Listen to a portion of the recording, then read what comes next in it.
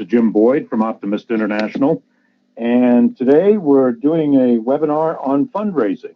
And I said good evening, by the way, because this is tailored for our optimists in Asian countries, since it is evening there. But in any event, fundraising is a very important part of the function of an Optimist Club, because all of the projects that we do, or at least the lion's share of the projects we do, cost something to put on. It could be a little amount, it could be a lot. So what I'm going to be doing over the next 20 minutes or so is trying to give you some pointers on how to go about fundraising. Now, this doesn't include simple things like here in America, like doing a pancake breakfast that a lot of service organizations do, and they charge some funds, they have some donated materials, and that's how they raise their money. I'm more interested in going after the business community from the standpoint of donations or in-kind contributions or so on and so forth. So that's where this focus is going to be today. And I also want to let you know that you have to remember that I'm from the United States, and I have a particular view of fundraising that I've grown up with and have been a part of. I may not have all the answers, or what I may suggest may not be applicable to the country you are in. But still, the general concept is probably all right.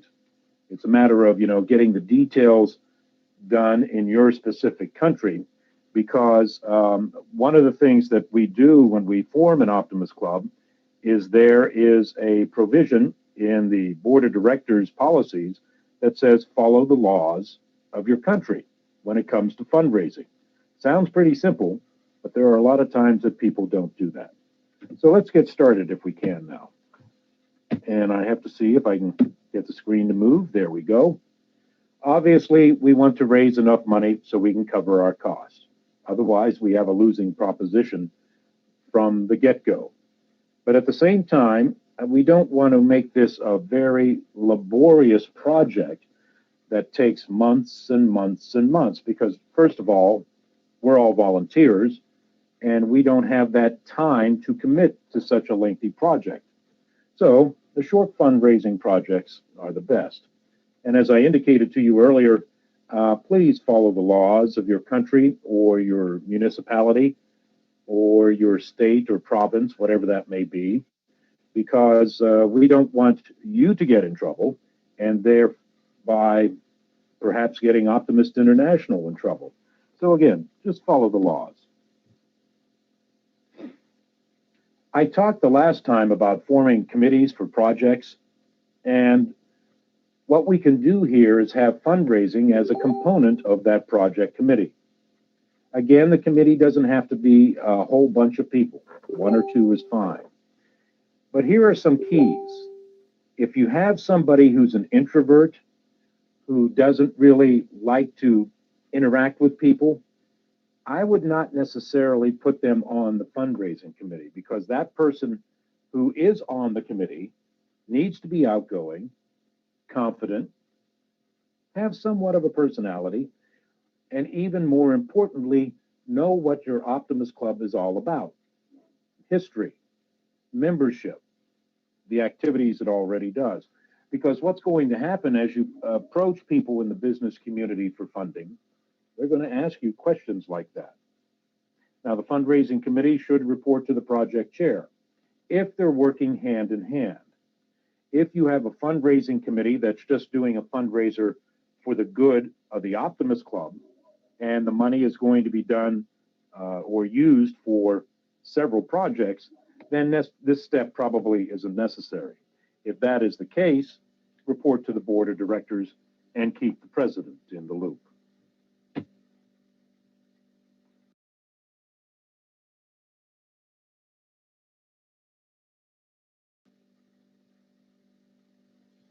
If you're going to approach a company, do some research ahead of the game.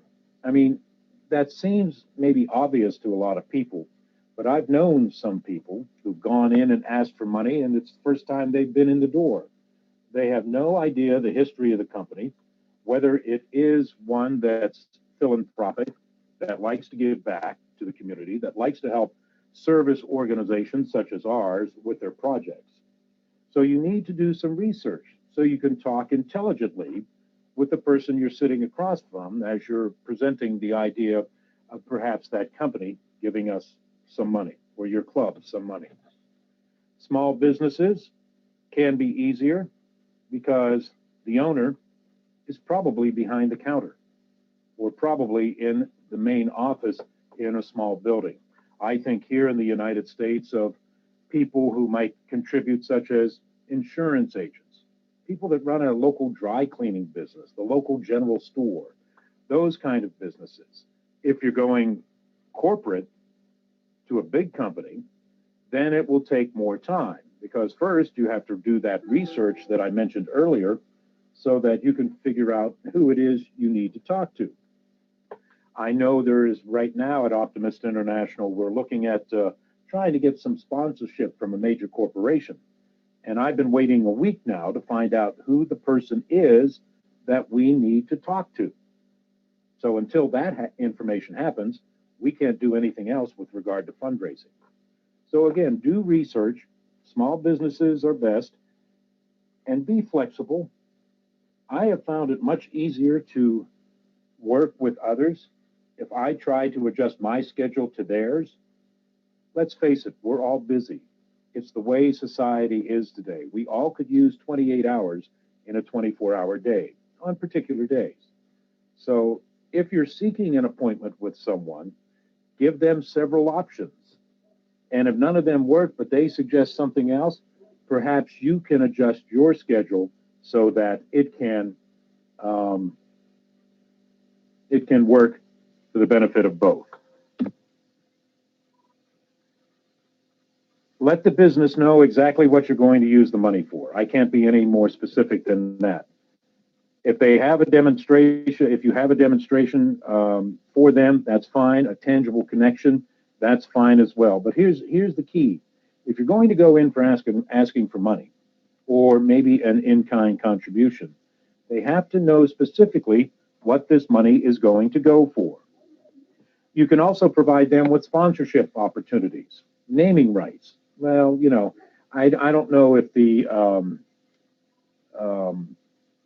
let me just say an Easter egg hunt, for example, in the spring, that a company would sponsor that. But here's another example. We're doing a writing project in my own club with a middle school, and we're looking for a sponsor to cover the cost of printing.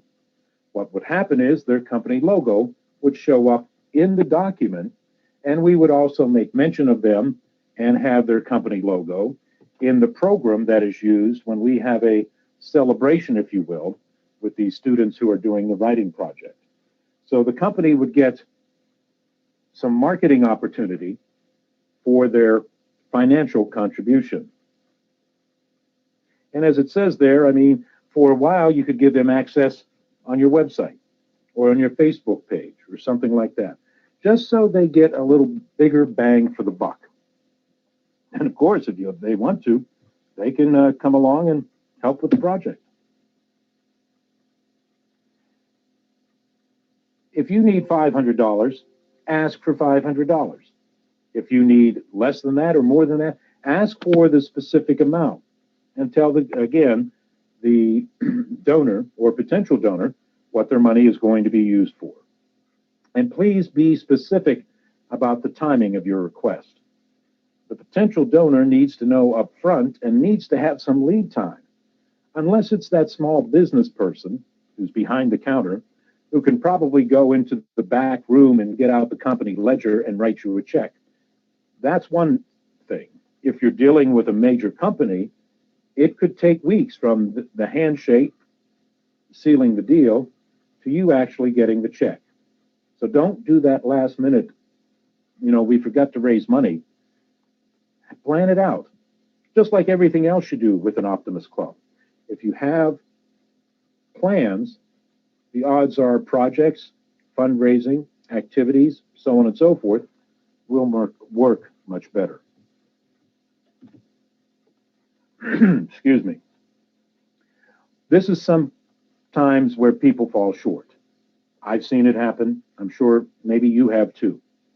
If somebody is willing to give you funds, if somebody is willing to give you materials, please, please, please, please, please say thank you. Not only at the time of the agreement, but after the fact. Perhaps in a thank you note, you could include a picture or two of the event that this company provided funds for or provided materials for. Send a letter. Be personable. As it says there, don't text them. Email them only after you send the letter so they can see pictures, unless you have the pictures printed. But make sure that you say thank you. Make a big deal out of their contribution. Because if you make the donor feel good, the chances are pretty good that they could be a repeat donor when you need funding in subsequent years for maybe the same type of project or a different project.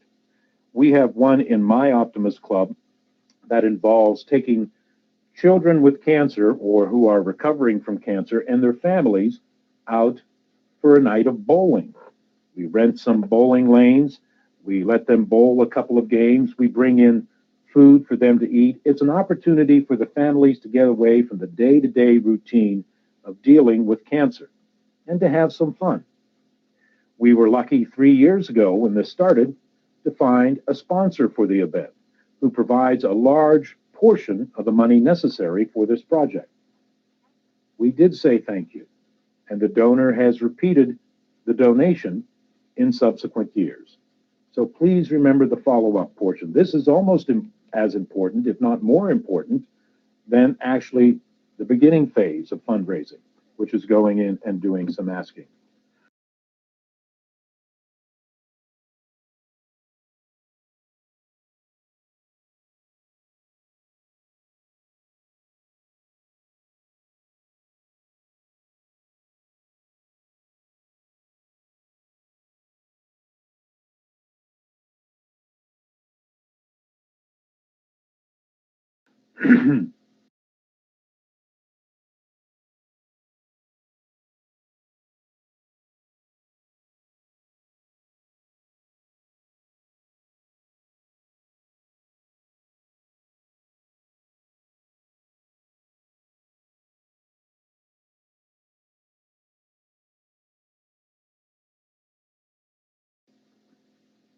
I want to give you a couple of examples now of things that we do here in the United States.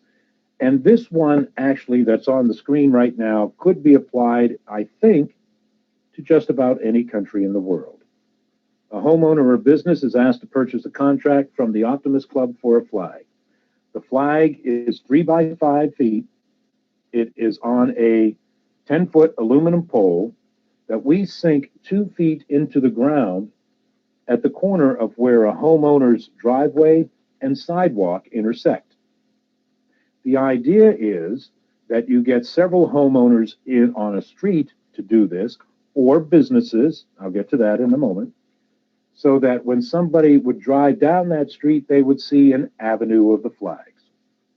Now, this is done here in the United States on patriotic holidays of the year.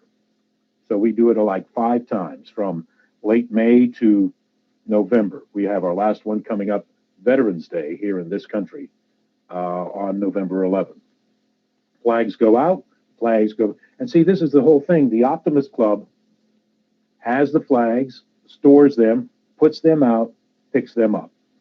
Now, I'm not certain, but I would imagine that there is patriotic feelings in other countries. So I don't see why this couldn't work in some way, shape, or form with optimists in Nepal, Ghana, Thailand, maybe even China. Who knows? But the whole point is this gives you an idea of a potential fundraiser. And by the way, we charge $35 US for ours, and we have about 100 flags. So you do the math. That's what we gain every year as part of this fundraising. It can be whatever amount you want as long as you cover your costs. And as it says there, in subsequent years after you initiate this, everything is pure profit. There are Optimist clubs in the United States that have over 1,000 flag contracts at $35 or $40 a flag. It may not be flags in your particular country. It may be something else that you can convince a homeowner or a business owner to partake in. We have a small shopping mall, a strip mall, if you will, in my community. And I approached the landlord last year on becoming part of the Avenue of the Flags. There are 10 businesses in this strip mall. So they purchased a flag for each of the 10 businesses. And the flags are there on a grassy knoll out in front of this strip mall on the patriotic holidays of the year. And it's really, really a good visual because the strip mall is located right at the entrance to the community. And down there, if you want to learn more on the slide, is a link to the Optimist International website where the Avenue of the Flags project is detailed further. Again, this may not be applicable everywhere, but at the same time, the concept could be modified for your particular country.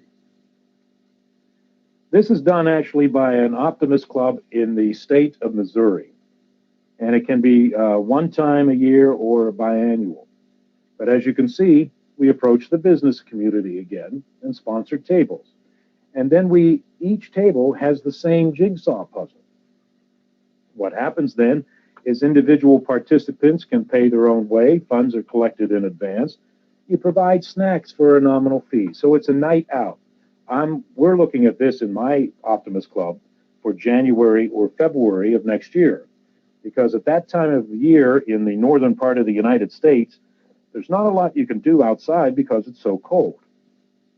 And then you award prizes for various aspects for completing the puzzle. Who's the first group to complete the border outside? Who's the first group to get the left-hand side of the puzzle done? Or the right-hand side? And who's the group that completes the puzzle, if indeed it can be completed in one sitting? That's probably a good thing if you're ever thinking of doing something like this. Don't get a 1,000-piece puzzle because they'll be there for several days, and you don't want that responsibility. But get a jigsaw puzzle that can be completed in 2 hours or so, because they'll be there. It'll be an event where people can interact with each other. It promotes teamwork, and they get, a snack or two. Just to give you an idea, this is Puzzle Night from the Nine Wonders Optimist Club. And this is what they had on the right-hand side of your screen that I have in quotations there. That was posted on their Facebook page. That was one of the ways they publicized the event.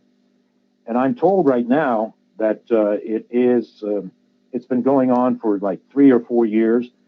And as with any project, it started out small. But word of mouth, if something is good, will spread the news quickly. And therefore, they have an awful lot of people now participating. And as you can see, it's only a 3-hour event. And by the way, you can come for super nachos early if you would like. That's another idea with regard to fundraising. The key is to identify means to attract the funds that you need for your particular project, utilizing members of the business community because they have the funds. And then what you need also is to have that person able to make the presentation in a confident way. There's that old saying that if you're a salesperson, 90% of the time you're told no, but the other 10% will make you rich. In that sense, every no does get you closer to a yes. This isn't the easiest thing, but at the same time, it can be very rewarding when you may have 2 or 3 no's in a row, and finally that 4th time you present, you get the yes and the amount of money you need for the project. Really, the bottom line is that last point, summoning up the initiative to just get out and do it. I hear this all the time. We don't have any money to do this project. Well, have you tried to fundraise for it? Or have you tried this, that, or the? No, you got to do it. If you just get up and try, just like with anything else, initially it may be difficult. It may be awkward. You may be unsuccessful. But with those experiences, you gain more confidence. And as you gain more confidence, this process becomes easier and easier. At least that's my humble opinion. Spectacular things never happen inside your comfort zone. If we stay in our comfort zone, we may never be able to fundraise. But if we take that step or those steps and get up and go out and try, that's the key, try. Not necessarily succeed right away, but try, then spectacular things may be happening because your comfort zone then is expanding. Perfectly honest with you, 5 years ago, I couldn't have done a webinar. I didn't have the confidence to do so. It was outside my comfort zone. But I tried to do several, and some of them failed miserably. Others, as time progressed, got a little bit better, to the point now where doing a webinar for me is relatively easy. Fundraising for you could be relatively easy someday if it is not already. But we'll never know, and the funds you need for your projects will never happen unless we try and get outside our comfort zone. That concludes my presentation for today. As always, it's easier for me because sometimes I am technologically challenged that I would accept questions after the webinar is over at jim.boyd@optimist.org.